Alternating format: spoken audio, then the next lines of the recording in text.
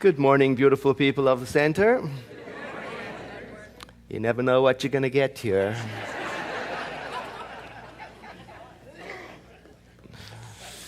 As you heard from our host, this is the conclusion of our month on forgiveness. So that's why I thought it would be appropriate to play Mozart in case we really messed it up. You know? What we're doing is exploring to have a more powerful experience of life by embracing forgiveness as the gentle approach to peace. And if you missed the two guest speakers this month, Dr. Kathy Ann Lewis and Dr. Jim Lockhart, you can view their videos for free on our website, www.cslsr.org. Under the video and audio tab, they're there. And they're so good. They're getting some of the highest hits, the views of all of the videos we've had. Apparently, forgiveness is still very important to us and very engaging, isn't it? It's an ongoing job. And we've heard so far this month that these are the things we've been talking about. The importance of having compassion for ourselves and others when we're in the work of forgiveness, because it can be messy. We've heard about the importance of not comparing our progress or lack of progress to other people when we're in the work of forgiveness, because that can just be devastating. We're all on our own path and different levels all of the time. We also heard about the benefits in body, mind, and vitality that come from developing a tendency towards being forgiving in general. It's apparently healthy to do it.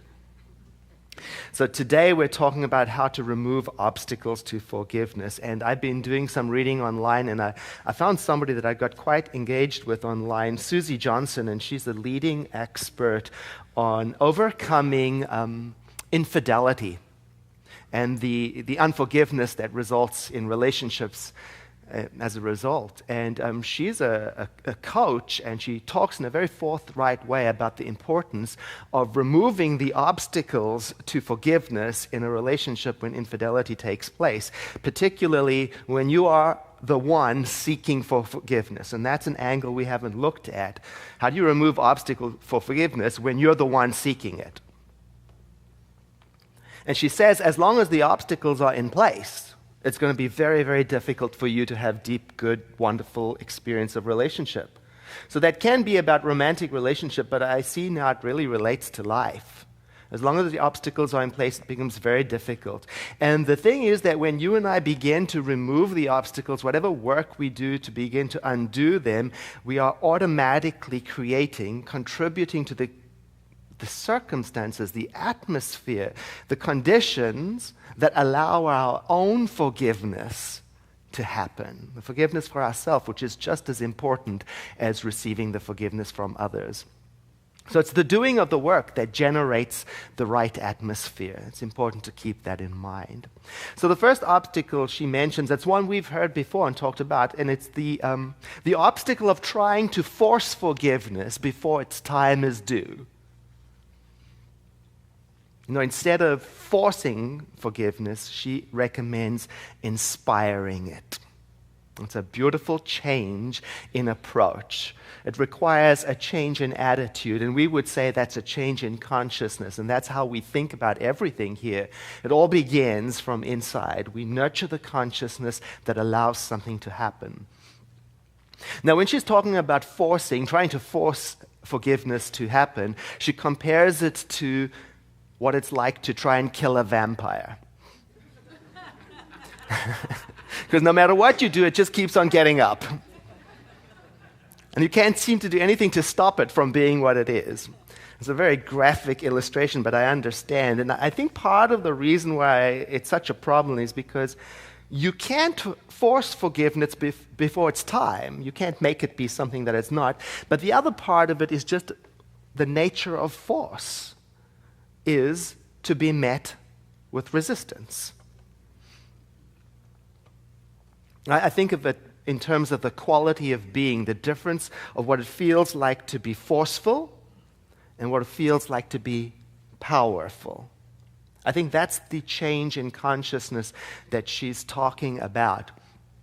Like when I'm forcing something through, I've got to push at it. And typically that's when it's met with resistance, a pushback. Nobody likes to be pushed. And you know, when somebody is kind of trying to get me to forgive,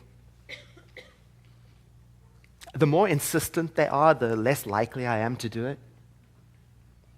The more I feel like I'm being pressured or pushed or guilted into it, the less I want to cooperate. So I can see on both sides how there is room for a different approach that I can benefit from. So if I think about it from the other side, when I'm feeling powerful compared to when I'm trying to be forceful, when I'm feeling powerful, it's characterized by a different feeling. When I'm feeling powerful, to me that means that's when I'm in alignment with something that is greater than my personal goal. It's characterized by a sense of considering the highest, best good for everyone concerned. It's very empowering. I think I'm most powerful when I actually get out of the way and let things happen the way they want to. So when I'm seeking forgiveness, I know now that rather than showing up with a demand in my heart or an insistence, insist that forgiveness happens, or maybe you've done this, try to guilt somebody into forgiving you by appealing to their spiritual nature and how they ought to be. If they were more spiritual, they would. Or if I'm begging, all of these are characterized by the wrong kind of energy. So I see now I've got to get a change in approach. I've got to show up differently. I've got to have a change in attitude. I've got to think something different. I've got to have a change in consciousness, which to me means I've got to believe in the big picture goodness possibility for all concerned.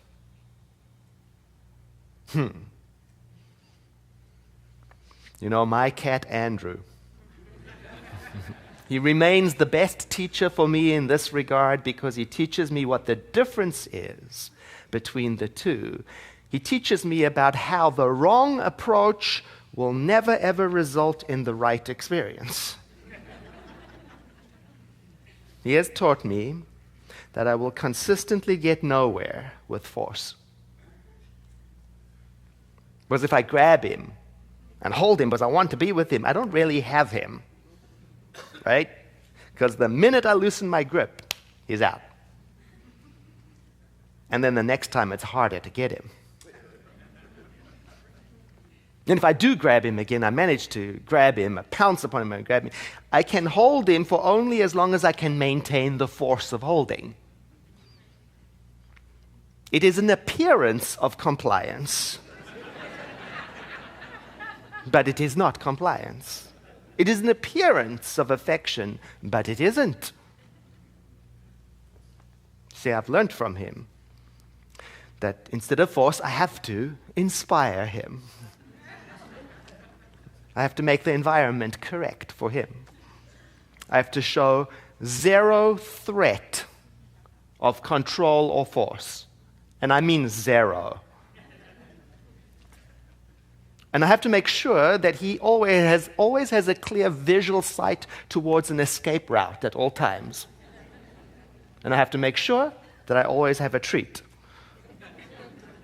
And I have to make sure that I have small, calm, non-threatening movements. And I have to do all the work. And he has taught me that it is always entirely on his terms. And he has taught me that even if I play by all of his rules, he still may not want to be with me. How'd you like them apples? See, it's so important to remember this, because this is the nature of forgiveness work. This is exactly the nature of forgiveness works. Especially if you are seeking forgiveness, the message from Andrew is control only what is yours to control. Because you cannot make it behave the way you want it to behave. So then what is mine to control is the work I get to do to nurture a peaceful, beautiful inner space that is welcoming to forgiveness should it want to happen.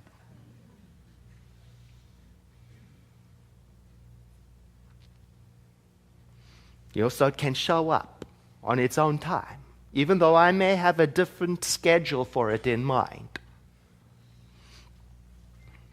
So the change in attitude for me has been to look sincerely into myself for how can I inspire that environment, because it's so different from faking it and pushing it through and trying to show up. I have to genuinely ask myself, how can I become a safer place?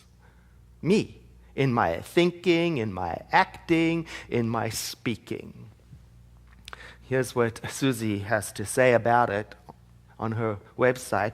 If I want to inspire their forgiveness, what types of actions and emotions do I need to demonstrate right now? Answer this question, and you instantly begin to create the conditions that naturally inspire forgiveness. You see, you ask yourself the question, and just in doing that, it goes to work in you. And ultimately, that is the most powerful place that we have to work in, probably the only place we have to work in, inside our own selves. And we can trust that. Another obstacle to forgiveness is fear. The fear of forgiveness can generate, a real strong stumbling block. Can keep everything stuck, And it takes time to really investigate and find out if you're blocking forgiveness with fear, because you've got to slow down and be willing to carefully and slowly ask yourself the question, what do I fear will happen if forgiveness takes place? It's a question for both sides of the forgiveness fence, whether you're the one seeking forgiveness or the one attempting to forgive. Because I think at times part of the mind, in an attempt to protect us, tries to promote the concept that the future is built out of the past. So it wants to keep alive the reference to the past. And it does that with projecting worst-case scenarios. So the fear voice may be present as a warning on the side of the person who is attempting to forgive. I could appear to be powerless. Beware, you could lose your dignity.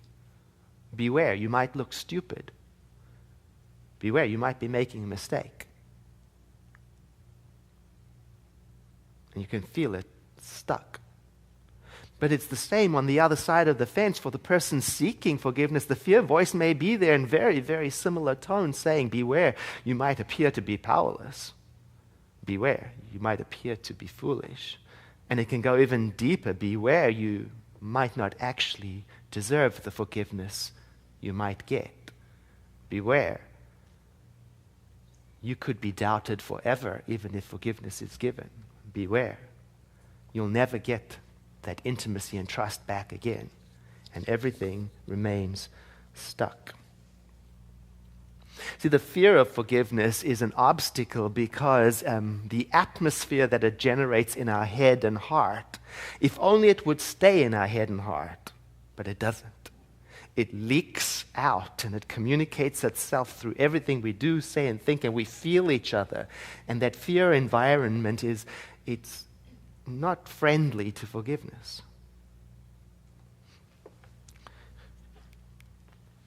To forgive is natural to everyone because love is natural to all. Therefore, forgiveness only feels unnatural when fear blocks the way. When you are able to remove the fear of forgiving, you have removed the real problem. How do you remove fear? Well, for me, the most effective way I know of removing fear is to get it out of the dark and into the light. Because my fear thrives on the darkness of secrecy when I keep it inside and it percolates. And it can rarely survive the sunshine of open communication. So I tell my fears to trusted counselors, not just to anyone. I don't just blurt it out to anyone. Another way for me to undo fear is to take the time to write it down on paper, because something happens to the fear voice when it's written down on paper because it's frozen there on the spot and it loses some of its grip. Because now there it is, I can see it motionless on the paper and have the time then to check it out for factual accuracy, and often it's not checked. It's not accurate. It's a powerful way to undo fear, to check the facts. And to be honest with you, I don't find many people who are actually willing to do that kind of investigation. I think in our culture, people tend to be more interested in talking about and thinking about their feelings, goals, reactions, and desires than they are interested in talking about or thinking about their thinking. Checking the accuracy of thinking is not very popular.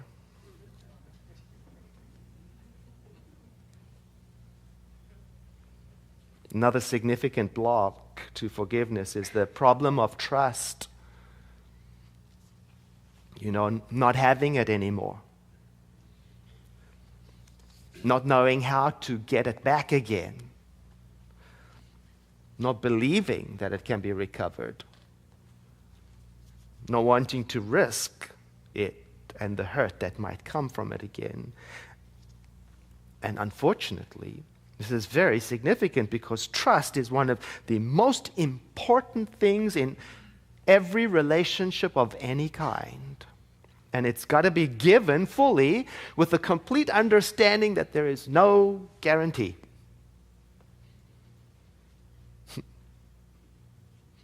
See, if you don't know that, it's going to be a rocky ride. Bumpy ride, rocky road. Got to get my metaphors right.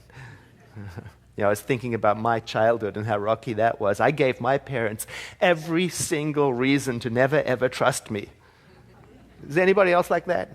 Time after time after time, I gave them a reason why they shouldn't trust me. And yet they did. Time and time and time again, they trusted me again. Maybe they were just being naive as young parents, but thank God they were. Because maybe that is part of the risk that goes along with human love. You've got to be able to risk being disappointed because people don't behave. I know you don't want to hear this. We want people to behave. We want them to be dependable, especially our role models and the one we love. We want them to be dependable and predictable, but they're not, ever. And if you don't know that, thank God my parents weren't perfectionists when it came to my behavior. If my love from my parents depended on my behavior, it would have all been over. Because having a too rigid approach to people's behavior makes it very, very difficult to give and receive forgiveness. People mess up all the time. Now I'm going to confess something to you. Now I know I shouldn't, but I do. I watch True Blood.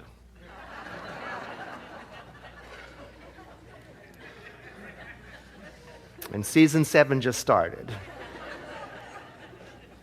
So if you don't know that series, the main character, Suki Stackhouse, is psychic. And she can hear everybody's thoughts in the room. So she learns very, very early on to block it out so she can manage in the world. Anyway, season 7 starts with a major crisis. In the aftermath of the crisis, she's in the bar and she drops down her guard. And she starts to listen to all the voices in the room. Now, she's surrounded by people who love her and people in relationship with her. And she's shocked to hear them all thinking horrible thoughts about her. Then she gets all fed up and jumps up. And what I like about it is she has to learn plenty quick to get over it. Right?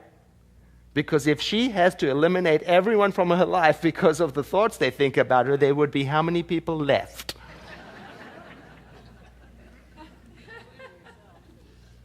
including herself, right? See, you can learn something from movies.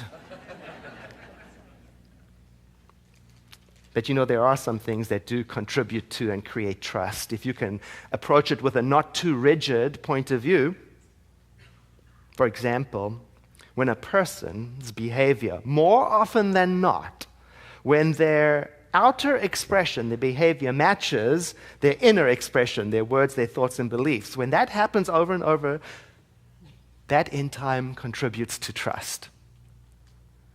And there are going to be lapses in it. There will be. And on the other side, when that matching between inner and outer word and action is consistently absent, when a person shows up and does something after having said something else, over time, that increasingly makes it more and more difficult to trust. It's just the way of things. Susie Jackson's advice to a person who's seeking forgiveness after there's been a transgression of a fidelity, she says, if you're the one seeking forgiveness, your job is to embrace transparency voluntarily. And what that means to me is to consciously and purposefully live with all your walls and barriers down when it comes to your partner, granting full, unfettered access to everything all of the time, if you are interested in nurturing trust after it's been damaged.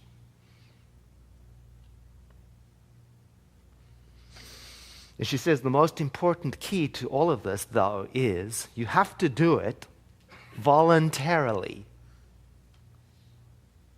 Because you can't force transparency on someone. If you do, there's going to be trouble. It's not going to work out. You cannot mandate honesty. You cannot demand, force, and insist upon honesty. In my experience, it's going to go wrong. But you can give it to the best of your ability. No one can force you to be honest. No one can make you live with integrity. This is why these trays are so highly prized, because they can't be bought, borrowed, bargained, or faked. They must be self-directed. So the idea for today is that forgiveness indeed is natural to us. And as we do the gentle work of undoing any blocks that might be in place, it's the doing of that work that starts to generate a beautiful atmosphere that makes forgiveness welcome should it want to happen. And what I love about this is this attitude of not being a perfectionist. I try to remind myself that even with these steps and all these things we've been learning, we don't have to be 100% perfect and successful in doing it. The real key is in the voluntary part and the sincerity of our heart. There is something about the consciousness of a sincerity that we can trust.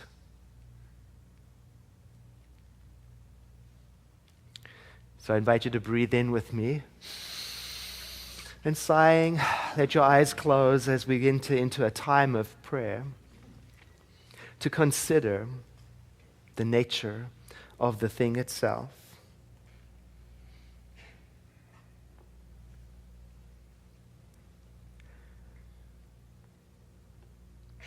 One presence everywhere, all of the time. So as I dwell upon the nature of this one, it causes me to recognize that there are walls that can fall down in me, and I let them fall. One presence everywhere that I am part of. As I dwell upon the nature of this one, everywhere present, it causes to let fall down the barriers so that I sense myself being connected to all life. And even though these words rise up in me and I know not how yet to express and experience them in my life, I understand that the one within me does. And so I yield to it. One infinite presence, perfect in me everywhere. From this perspective of oneness, then, I salute all of creation around me as part of my abode, as part of my being. I begin to look for and understand those things that connect and unite us, me to all that is. And in so doing, I soften and welcome the atmosphere of love. I recognize that that love in me is of God and needs no effort. And so I yield again to it. And the love of God in me rises up. I see clearly through it. I feel deeply through it. I think wisely because of it. And there is an affirmation in me now that says, all is well. All manner of thing is well. Everything is well. And so I let it be. So I let it be. And I rest in peaceful acceptance. And so it is.